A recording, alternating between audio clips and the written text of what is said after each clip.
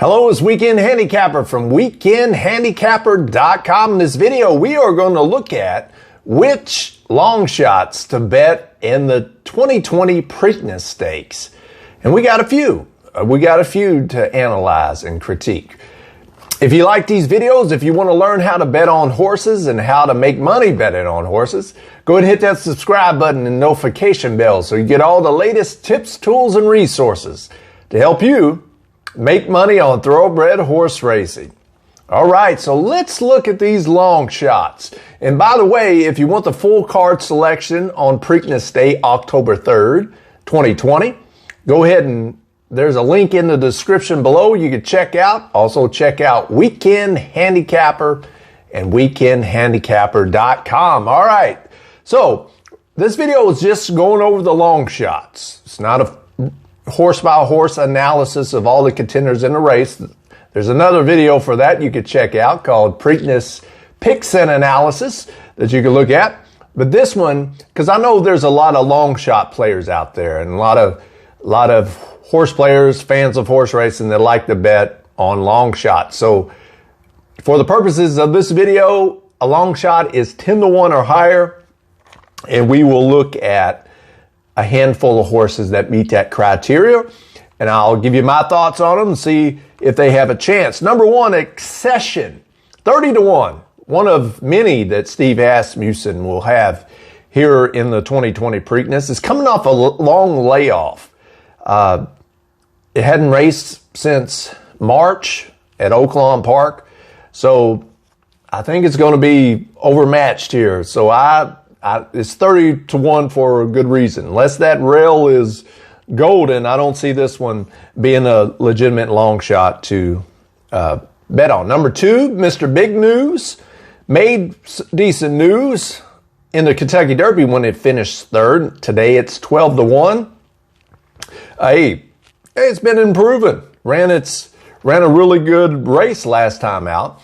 But will the big stage of the Kentucky Derby cause this horse to be overbet? Because the casual player will probably recognize the name of Mr. Big News. So that even at 12-1, this horse might be an underlay, meaning its odds are lower than it should be. So therefore, it might not be a valuable wager. Number six, Jesus' Team, 30-1. This is a true long shot, maybe underneath with this horse because it ran third in the Jim Dandy, second in the Pegasus. So it seems to factor in, at least in the exotic wagers, the Zactus, Trifectas, Superfectas. But is the competition greater in this race? So I wouldn't fault you for using this horse in some exotic wagers, but I'm not too sure if this horse has a shot to win. A horse that I do think has a shot to win, that's a long shot, is New York Traffic, 15-1. I couldn't believe it. I didn't think this horse would be 15-1 morning line odds. I thought it would be under 10-1, actually. I think you could forgive its performance in the Derby. It got nicked up. It got lost a shoe. So it's got a lot of excuses. Plus, its running style, I think, sets up fairly well for the Preakness. If it can get out there on the front end, hopefully it won't do too much battle, wear itself out going against other early speed horses in this race. I think it's got a shot. I mean, it barely lost the Haskell, which was a quality race. Lost to Authentic, which was the Derby runner, barely. So it definitely has a shot. If you're looking for a long shot that has a good chance of winning, plus factoring in the exotics, I think number 7, New York Traffic at 15-1 is that type of horse, such a horse. Number 8, Max Player, 15-1. Another Steve Asmussen horse. Third into Travers, third into Belmont. I'm not crazy about this horse's running style. I don't know if that's the right running style to pull this off in the Preakness. Typically, the Preakness is won by early speed horses or right off the front runners. So just right off the pace. This one's a closer. Will it have enough speed to run out? That's the thing that worries me with this. But I would certainly use it underneath in exactas, trifectas, and superfectas. So if you're looking for a long shot horse to build some of those exotic tickets around, I think Max Player would be such a horse to use, no doubt. All right, number 10, Pneumatic. There's our next long shot. 20 to 1, I had to do a double take to make sure I was seeing the odds right on this horse.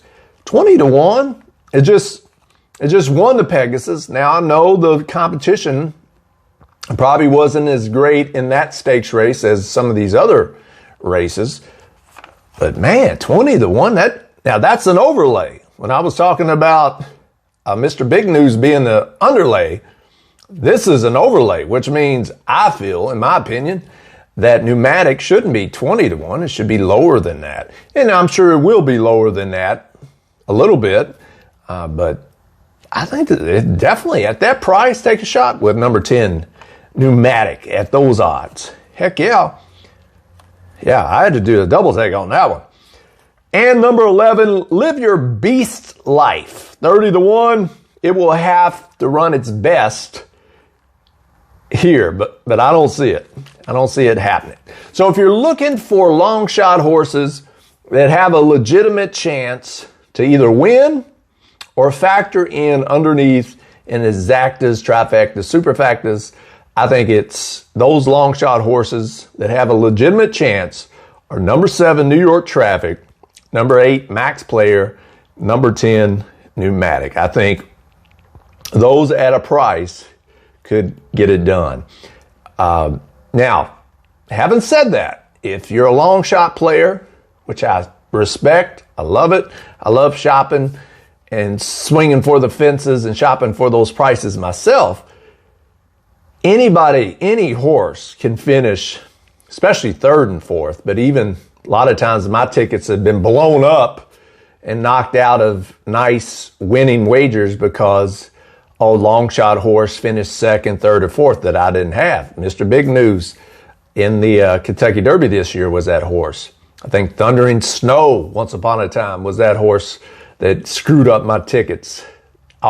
It's long shots. Just because they might not win doesn't mean they can't factor in underneath in those exactas, trifectas, superfectas, if you like playing those kind of wagers. But these horses, number 7, New York Traffic, number 8, Max Player, and number 10, Pneumatic, I think not only have a shot to win it, but definitely should be used underneath. If you like number 6, Jesus' Team underneath, can't fault you with that, Mr. Big News, so on and so forth. Everybody has a shot underneath, but I think if you're wanting to take a gamble with a legitimate shot of using some long shots in the win positions and 2nd, 3rd, and 4th position, those 3 I would give some serious consideration to. So if you like these videos, hit that like button, that subscribe button. Again, full card selections at weekendhandicapper.com for this year's Preakness. And until next time, before next time, I want to get who you like. What kind, do you like any long shots? Let me know in the comments below. Let us know. I love cheering you all on just as much as you congratulate me or congratulate other people. I love hearing you all call your shots and having the winning wagers. So let me know in the comments below if you're going to bet on any long shots in this year's Preakness, and if so, which ones. I'd love to hear it, and I'll be cheering you on. That's what this game's about. Just even when you lose, you're happy for somebody else, hopefully. It's good karma.